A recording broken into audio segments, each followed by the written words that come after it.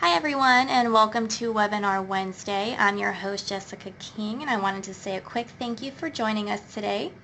Getting your kids to eat better can be tricky, but worth it in the long run. Today's speaker, pediatrician Dr. Jessica Lanerie, will go over some tips on how to get your kids on a healthier eating plan. Here's a little more info on today's speaker. Dr. Lanerie received her medical degree from Texas A&M Health Science Center School of Medicine. Whoop. Her clinical interests include weight management, asthma, and eczema. She joined Kelsey-Seybold in August of 2016. Happy 1 month with us. And she practices at the brand new Sienna Plantation location. Don't forget, we'll be taking any questions you have at the end of the webinar. If a question happens to pop up, just type it into your box and we will do our best to address it after the presentation. And now I'll turn it over to you, Dr. Lanerie. All right, thank you so much for that introduction. And so as mentioned, we're going to be talking about 5 ways to get your kids to eat healthy today. And so why is that important? And so I'm going to start with just some quick facts from the CDC. So in the last 30 years, childhood obesity has increased by more than double, so from 7% to 18% for kids ages 6 to 11. And in the older age group, kids 12 to 19, we've seen an even bigger jump in the same time period. So we've gone from 5% obesity in 1980 to 21% in 2012. So in 2012, nearly 1/3 of children and adolescents were overweight or obese. So some people may say that, well, they're just kids and they will grow out of this eventually. But a study showed that 82% of individuals who were obese at age 11 remained obese as adults. And so why do we have this epidemic of increasing weight? Well, it's multiple factors that are contributing, but our lives are becoming increasingly more sedentary. Due to budget restrictions, PE has been cut back in many school districts. Kids are increasingly spending more free time playing video games or watching TV instead of playing outside. And fast food is readily available and relatively inexpensive in our society. So how about some definitions? What exactly does overweight or obese mean? So overweight is defined as having excess body weight for a particular height from fat, muscle, bone, water, or a combination of these factors. Obese is defined as having excessive body fat. So at your child's well visits, your pediatrician should review your child's growth chart with you. The growth charts usually include height, weight, and BMI for older children. So BMI is the body mass index, or it looks at your child's weight for how tall they are, because taller individuals should weigh more and shorter individuals should weigh less.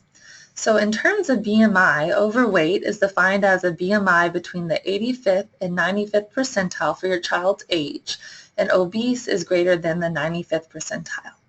If your pediatrician doesn't mention what your child's BMI is at your visit, it's always okay to ask.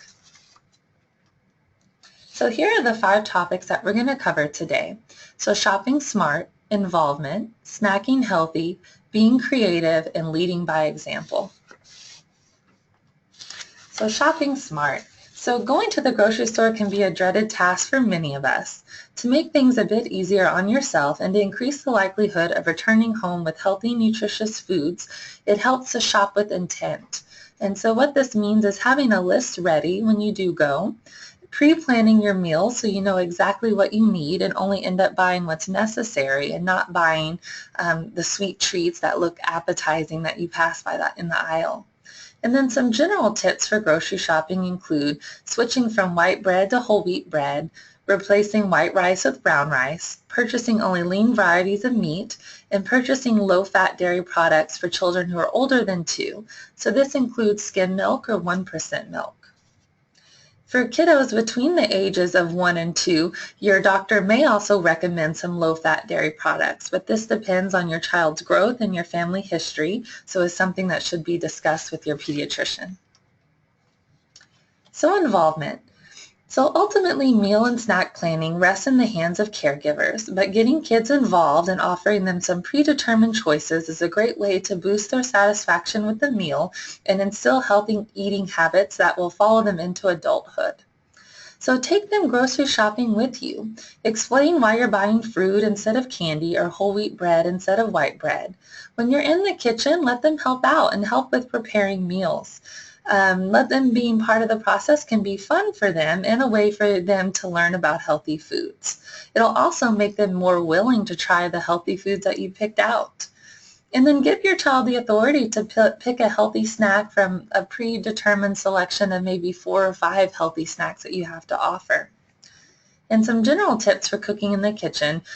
Try using methods that require little or no fat. So when you're frying something, we usually add butter to the pan or oil. So a healthier way could be to broil, steam, or roast foods. Another good tip to get your kids involved can be when you're at the grocery store, let them pick out one fruit or vegetable that they want to try. Then when you're at home, you can look for a recipe together and then prepare that recipe that includes that ingredient. So snacking healthy. So just to be aware, if you keep food choices healthy, your child is more likely to eat healthy. So toss out all the unhealthy snacks that are in your pantry. Load up on the healthy ones. Some examples are carrot sticks, fresh or dried fruit, low-sugar cereal, low-fat popcorn, frozen fruit juice on a stick, frozen bananas, graham crackers, pretzels, or nuts. Children can always choose to not eat the food that is offered, but don't offer unhealthy alternatives. We all have very busy lives, and that's part of the attraction of the unhealthy foods. Often they're fast and easy. So to cut down on that attraction and to increase your child's likelihood of choosing a healthy snack, pre-cut fruits and veggies, place them in individualized Ziploc bags, and place them at the front of the fridge for easy access. And then also when snacking, don't forget about the hidden calories and sugars that are in many drinks. So I find in my practice that kiddos are getting a lot of unnecessary calories just from their drinks. So encourage water and low-fat milk.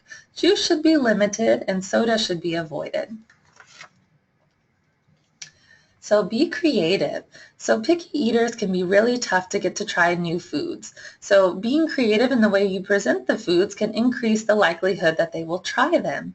So make it fun. You can cut up fruits and veggies into shapes. You can try your own hand at that, or you also can buy pre-made cookie cutters at the store to help.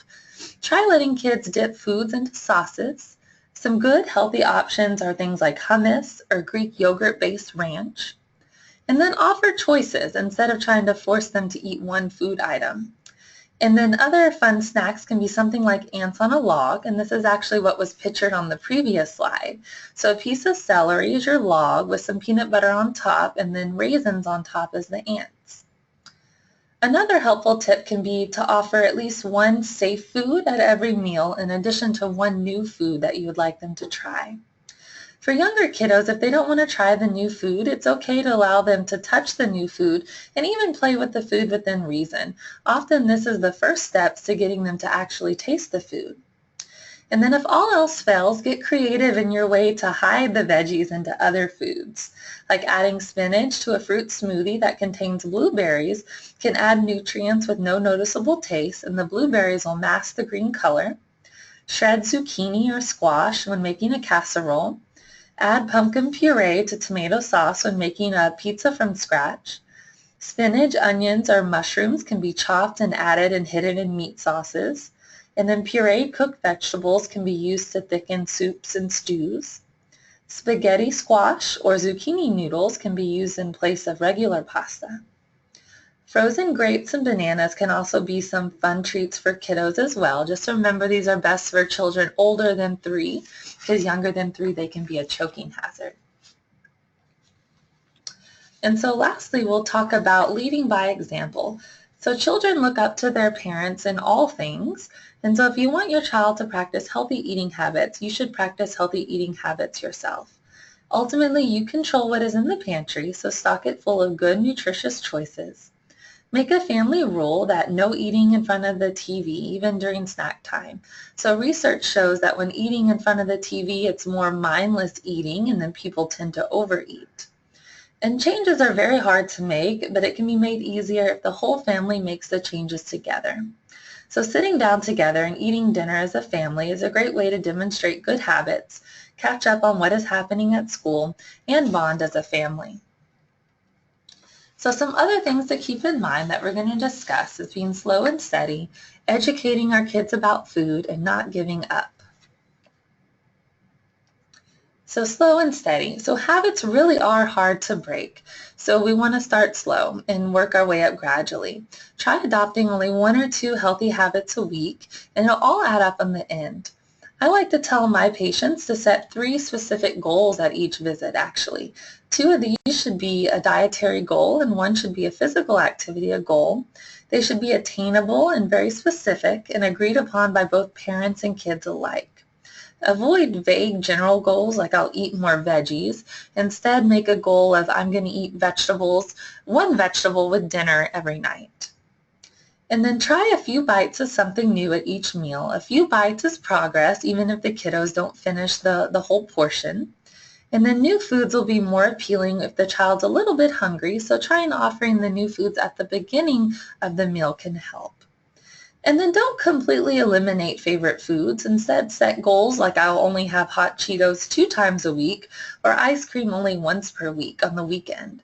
I feel like this leads to more success than completely eliminating and trying to get rid of those favorite foods. So educating our kids about foods. Educating your child about healthy choices is the best way to ensure that they make healthy decisions when they're away from home. So help them with some problem solving when they're at school or parties. Suggest choosing pretzels over potato chips or grapes over cookies. Explain to them the reasoning behind your choices. The ultimate goal is for them to be able to go to school or the grocery store when they're adults and make the best decisions for their health. Stay away from explanations that include physical appearances. Never say that we don't want to eat these foods because we don't want to be fat.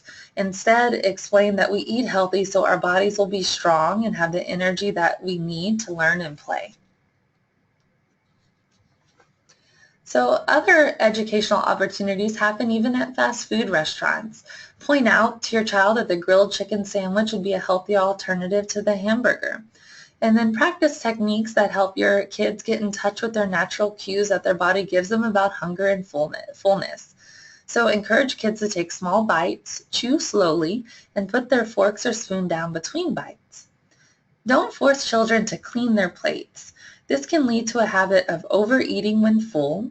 Instead, help them recognize their hunger cues and to stop eating when full.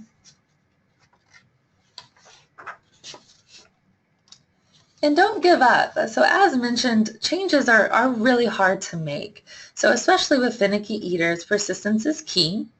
Keep offering them the new healthy food for meals and snacks. Research shows that children may need to be exposed to a new food up to 10 times before they accept it, and sometimes even more. So some quick healthy eating tips that we'll close on. Focus on eating a variety of grains, especially whole grains. Encourage a variety of fruits and vegetables. Watch fat intake, especially saturated fat for everyone in your family older than 2. And save sweets and soft drinks for special treats. And please remember, your pediatrician is always here to help. It's okay to schedule an appointment to discuss healthy eating alone if you need more guidance or have questions. Right, so we have some time for some questions, and I think I want to get us started on one. I know you mentioned something about fruit drinks, but some kids get a little bored with water or milk. Do you have any suggestions on which fruit drinks or different types of drinks that kids can drink that are healthy for them? So it's a very good question, actually, and one that most parents have and will bring up. So fruit juice in limited quantities can be okay, but I usually say no more than an 8-ounce cup in a day. But other better alternatives can be 0-calorie flavorings that can be added to water. Crystal Light is one of the popular brands, but there's also a whole bunch of store brands as well that are equally good. Okay. So I tell families just to try a bunch of different types and see which that their kids prefer. Okay, I have another quick question about serving sizes for kids. Does it vary with ages, say with fruits and vegetables? Like should a 2-year-old be eating as much as a 5-year-old, or should they all kind of be eating about the same amount? So the portion sizes do increase as children age. So often a good rule for kind of a serving of different fruits and veggies can be that you can use kind of the palm of the kid's hand. So you can think of the child's hand, exactly. Mm-hmm. Okay. And so we do have a question here. It looks like someone is asking, do flavored waters have a lot of sugar? So most flavored waters do have some type of flavoring. Very often if there are 0-calorie waters, it's going to be one of the 0-calorie artificial sweeteners. But it varies a lot depending on the type of water. Mm-hmm. So it's best to kind of look at the nutrition label to see exactly what is in there. Okay. Mm-hmm. And another person asked, what about carbonated water? Is that okay for my child? So there's certainly nothing wrong with carbonated water. A lot of kiddos who like soda kind of crave that carbonation, mm-hmm. and so doing carbonated water can be a good alternative. Just again, look at the nutrition labels because some carbonated water will have added flavorings as well. So it's important to make sure that it's 0-calorie or more natural flavorings and not one that's adding in calories. Okay, I have a quick question. At the beginning, we talked about overweight versus obesity. When is an age that you're supposed to start being concerned about your child's weight? Because they have baby fat, obviously, whenever they're younger, but if they don't lose it by a certain age, is that a concern? So it really can be at any age. I mean, your pediatricians will start looking at the growth charts, as soon as the kiddos are born. Mm-hmm. But you are right. Kind of in the first year of life, we see many shifts on the growth curves, and that's fine, and we don't get too concerned about that. Okay. But certainly even after a year of age, most kids have kind of settled into their own curve, and so we like to talk with families about making changes if there need to be changes made. Okay. I do like to stress, though, too, even in kiddos who are at perfect healthy weight, still should follow, these healthy eating tips as well. Gotcha. Okay. And then so someone's asking, if my child is overweight, is it safe to put them on a diet? So really, I think it determines what you're meaning by diet. So most diets that you'll read about online are kind of fad diets that can be very unsafe and that are not recommended by your pediatrician. If you mean diet in the sense of we're going to do the things that we just talked about in the presentation, like fruits and veggies and eliminating sweets, then yes, but never any sort of fad diet that you would read about in a magazine. Any questions always can be brought up to your pediatrician, and they can help you make those decisions. Okay. And then, so does sugar really make my kids hyper? Another person is asking. So it's quite possible. So all kids and even adults differ in their response to sugar. So it very well could be a contributing factor, but not all kids who get sugar will then be hyperactive. Mm-hmm. We always hear that breakfast is kind of the staple of your meals. How important is breakfast, especially for a child? Breakfast is very important. It does kind of give them the energy to start out their days. It also, giving them something healthy in the morning will keep them from overeating later in the day and lunchtime. So I do recommend all my patients should eat, at least 3 meals a day with the snacks in between. So skipping a meal is never a healthy option. And how many snacks would you say is a good amount for a child to eat within a day? So it depends on the age of the child a little bit. So the older children are able to kind of go without snacking during the school day, but often will need a snack as soon as they get home from school. Okay. Younger kiddos, especially 3, 4, and younger, do need some snacks scattered throughout the day. So a morning snack and an afternoon snack at least. Okay, to help curb their appetite. Right. Okay. Mm-hmm. And so... So which meal should be the large meal of the day, or should they all be about the same? So you do want to keep your meals kind of all about the same size during the day. I know a lot of people kind of focus on and think that dinner needs to be that large meal, but really they should be quite equal. And some people will, even advocate eating 5 smaller meals during the day, and that's okay as well, or 3 meals in the snacks, but definitely keeping them even is the best way to go. Okay. Right. Well, a little slow on the question, so if anybody has any more, we'll hang around for another minute or so. Do you have any tips for teenagers that kind of deal with overweight or kind of pressures of eating with anything? So as I had kind of mentioned, especially with the teenagers, I find that a lot of the kind of empty calories and sugar do come from the drinks. So I always make sure to talk with families about that and about making sure we're doing mostly, water and low-fat milk. Then the snacking is another big thing that comes into play. So making sure that the snacks are healthy, avoiding the chips and cookies and sodas, and doing the fruit and veggie alternatives. And then I encourage families to come and meet with me or their pediatrician kind of every 3 months for ongoing health if the teenager is really struggling. Okay. Do you have any tips for kids that might be lactose intolerant and can't do milk? So for kiddos who are lactose intolerant, there are the Lactaid tablets that they can try and take when they do eat dairy that has the lactose in it. And then there are other alternatives to getting in the calcium and the vitamin D. It's really kind of the nutrients that we look at for the milk. So you don't necessarily have to have milk in of itself, as long as you're getting other sources of the calcium and vitamin D. Okay. Let's see. So is chocolate milk okay? So chocolate milk is okay as an occasional treat. So I would say really should only kind of be about once a week. The chocolate milk has a lot of extra sugar and sweets in it that's bad for kiddos' teeth and also bad for their weight and overall health. But as I had mentioned, I don't like completely taking away kids' favorite food. So I think, chocolate milk once a week or so would be an okay thing to offer.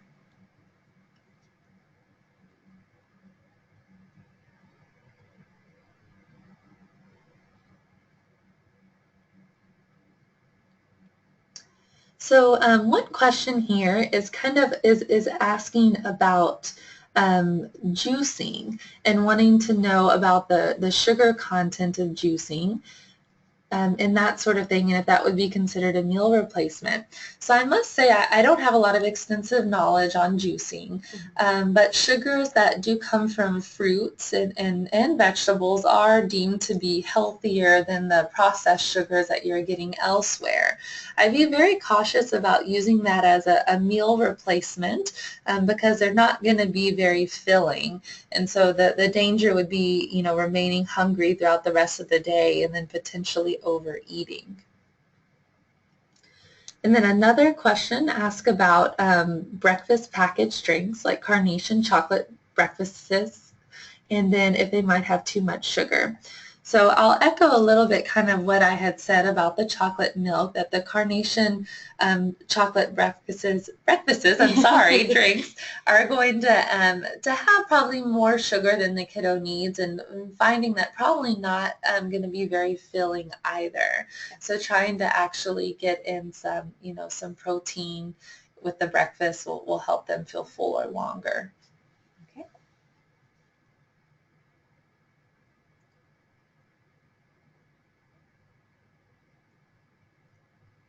So I have someone here asking about how much sleep should their 4-year-old daughter get.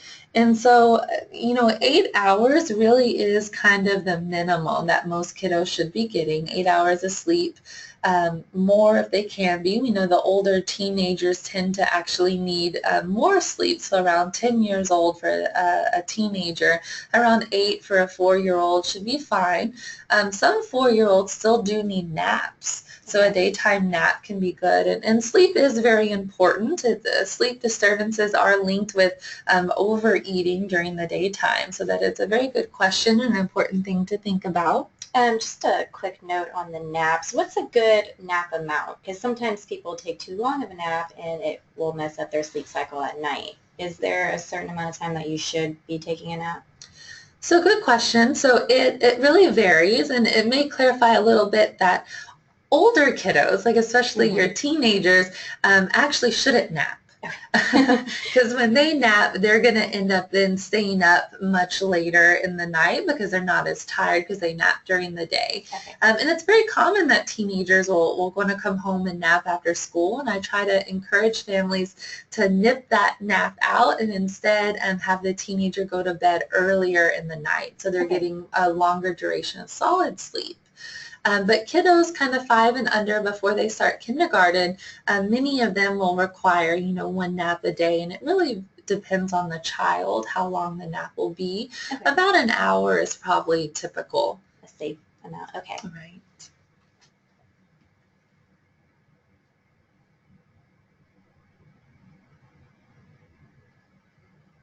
Here's a question asking that if I'm a vegetarian, is it safe for my child to also be vegetarian?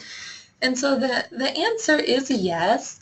It's just making sure that the child gets all the nutrients that they need, whether that be through supplements or vitamins or adding in other foods. There are a wide range of, vegetarian, pescatarian, and that sort of thing, too detailed to kind of get into right now. So I would encourage, if your child is going to have kind of a restricted diet like a vegetarian, to sit down with your pediatrician and discuss what supplements and vitamins that they might need. Okay. And so someone asked, are homemade smoothies from fresh whole fruit better than juices? And I would say, yes. So certainly your juices are going to have a lot of kind of more processed sugars that are going to prolong the shelf life and that sort of thing. So making fruits fresh from home are going to be kind of a healthier option. Again, I would say still should be kind of limited to maybe one fresh fruit smoothie a day.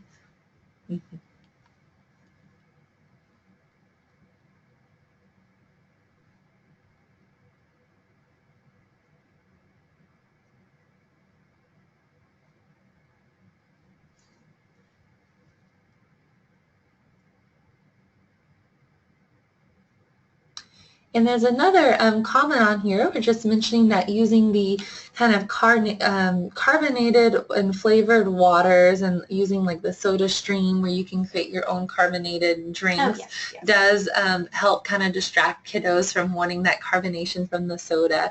And I agree. So as long as you're using 0-calorie flavorings, having that carbonated water can be, a thing that kids like and will distract them from the other, sodas. All right, well, I think that's about all the time we have for questions today, and that's going to conclude our webinar. I really hope that the information you'll be able to use to take home to your kiddos, and I want to say a very big thank you to you, Dr. Lanerie, for doing such a great job today, and of course, thanks to everyone for tuning in. Be sure to join us for our next webinar, which is on October the 5th. Spelled breast cancer wrong. I'm sorry about that. Breast cancer, 6 myths busted. From 12 to 12:30, and that's going to be featuring breast diagnostic specialist Dr. Judith Munoz. And don't forget to follow us on social media and join in on the conversation. Thanks again for tuning in, y'all, and we'll talk to you next month.